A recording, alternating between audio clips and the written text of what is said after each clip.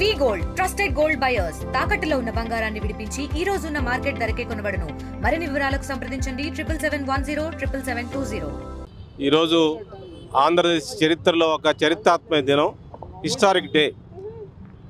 ఈరోజు అసెంబ్లీలో ఎస్సీ వర్గీకరణ బిల్లు, అంటే ఎస్సీ వర్గాల్ని, వాళ్ళ యొక్క ప్రయోజనాలని, వాళ్ళ యొక్క రిజర్వేషన్ని వర్గీకరిస్తూ ఒకటి ఏబిసిగా వర్గీకరిస్తూ అందరికీ సమన్యాయం జరిగే విధంగా ఒక చారిత్రాత్మక బిల్లు తీసుకొస్తున్నందుకు రాష్ట్ర ముఖ్యమంత్రి చంద్రబాబు నాయుడు గారికి, కూటమి ప్రభుత్వానికి, కూటమి ప్రభుత్వంలో భాగస్వాములైనటువంటి ఉప ముఖ్యమంత్రి పవన్ కళ్యాణ్ గారు, బీజేపీ పార్టీ నాయకత్వానికి, మొత్తం మాదిగ జాతి తరఫున, దళిత జాతి తరఫున చంద్రబాబు నాయుడు గారి ప్రభుత్వానికి ధన్యవాదాలు తెలియజేస్తా ఉన్నాం.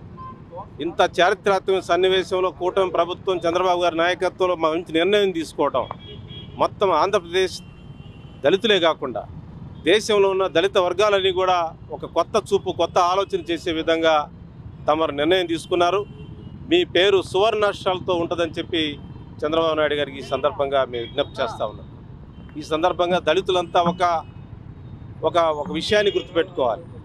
ఇది దళితుల ఐక్యతకి మనం వారధిగా వాడుకోవాలి. ఈరోజు 30 సంవత్సరాల నుంచి మన మధ్య ఈ డిబేట్ జరుగుతూ ఉంది, ఈ వాద ప్రతివాదాలు జరుగుతూ ఉన్నాయి.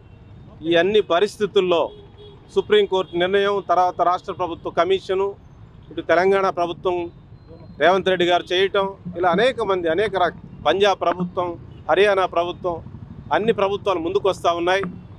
మరి ఈ సందర్భంగా రేవంత్ రెడ్డి గారికి, తెలంగాణ ప్రభుత్వంలో చేసిన రేవంత్ రెడ్డి గారికి కూడా, కాంగ్రెస్ ప్రభుత్వానికి కూడా ధన్యవాదాలు తెలియజేస్తా ఉన్నాం. అట్ ది సేమ్ టైం దేశంలోనే మొట్టమొదటిసారిగా ఈ రిజర్వేషన్ వర్గీకరణ విధానాన్ని ప్రవేశపెట్టి ఈ ఫిలాసఫీని తీసుకొచ్చినటువంటి మరి గొప్ప చరిత్రాత్మక వ్యక్తి చంద్రబాబు నాయుడు గారు. వారికి ప్రత్యేకమైన ధన్యవాదాలు. ఎందుకంటే అసలు ఈ వర్గీకరణ విధానాన్నే ముందు ప్రోత్సహించినటువంటి వ్యక్తి ఆయన. ఆయన హయాంలో 2000లోని చట్టం రావడం జరిగింది. తర్వాత సాంకేతిక కారణాల్లో ఇబ్బందులు జరిగినా ఇప్పుడు సుప్రీంకోర్టు తీర్పుతో అన్నీ సవ్యంగా జరుగుతున్నాయి. ఈ విషయంలో సహకరించిన మాల ప్రజాప్రతినిధులకి, మా సోదరులైనటువంటి, మా అన్నలైనటువంటి మాల ప్రజానీకానికి నేను సవినయంగా విజ్ఞప్తి చేస్తూ ఉన్నాను. ఇప్పుడు దళితుల మధ్య ఐక్యత కోసం మనందరం కృషి చేయాల్సిన అవసరం ఉంది. దళితుల యొక్క కామన్ సమస్యలు, వర్గీకరణ సమస్య ఇంకా అయిపోయింది, ఇంకా దానికి సంబంధించిన ముగింపు పలిగిపోయింది. ఇప్పుడు పార్లమెంట్లో, అసెంబ్లీలో చర్చ జరుగుతూ ఉంది, కాసేపట్లో అది అయిపోతుంది. కనుక భవిష్యత్తులో ఉమ్మడి సమస్యల మీద మాదిగలు కలిసి పనిచేసి వాళ్ళ ఉమ్మడి సమస్యలు, మరిన్ని అవకాశాల కోసం విద్య, వైద్యంతో పాటు అనేక ఉపాధి అవకాశాలు పెంచుకునేందుకు అందరూ కలిసి రావాలి. ఈరోజు శాసనసభలో ఏ విధంగా అయితే మాదిగ శాసనసభ్యులంతా కలిసి ఏ విధంగా ఈ సమస్యకు పరిష్కారం చూపించారో, అది మన కింద లెవెల్ కూడా అందరం కలిసిమెలిసి ఈ విషయానికి ప్రజలందరూ కలిసిమెలిసే విధంగా, మాదిగలందరూ కలిసిపోయే విధంగా, ఎలాంటి పొరపచ్చ లేకుండా మళ్ళీ ఐక్య ఉద్యమాలు చేసే విధంగా మనందరం కృషి చేయాలని చెప్పి, ఇది అంబేద్కర్కి మనం ఇచ్చే ఘనమైన నివాళని చెప్పి, దళితుల ఐక్యత ఈ వర్గీకరణ ద్వారా సాధిస్తున్నామని చెప్పి ఒక సంకేతాన్ని అందరం ఇవ్వాలని చెప్పి మన సోదరులందరికీ విజ్ఞప్తి చేస్తాను. ఈ విషయంలో సహకరించిన పెద్దలందరికీ కూడా, ముఖ్యంగా చంద్రబాబు నాయుడు గారికి మరొకసారి ధన్యవాదాలు తెలియజేసుకుంటూ, ఈ ప్రక్రియ ఈరోజు అసెంబ్లీలో పాస్ అవుతుంది. ఇది పాస్ అయిన తర్వాత కేంద్ర ఎస్సీ కమిషన్ పంపిస్తారు.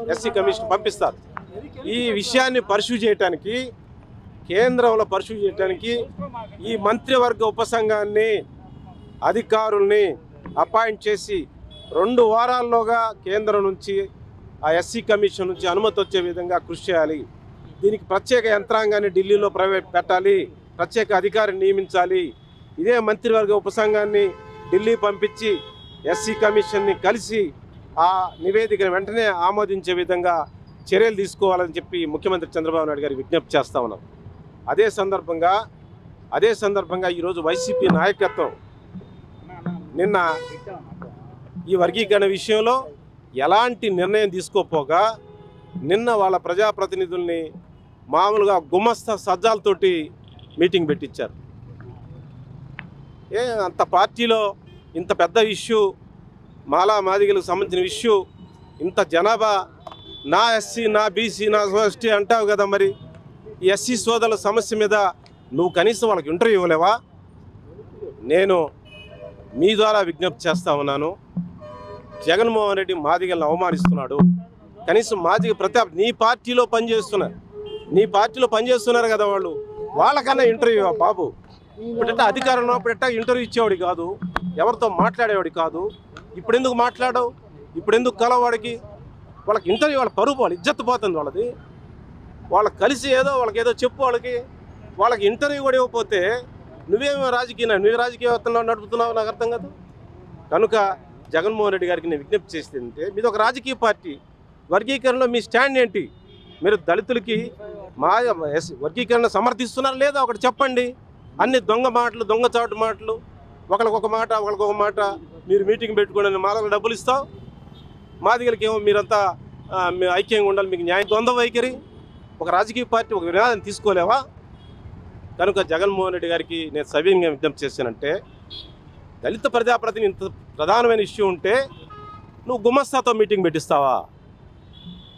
సజ్జల ఏ స్థాయి మనిషి నాకు అర్థం కాదు. పాలసీ డెసిషన్ తీసుకుంటారు సజ్జల.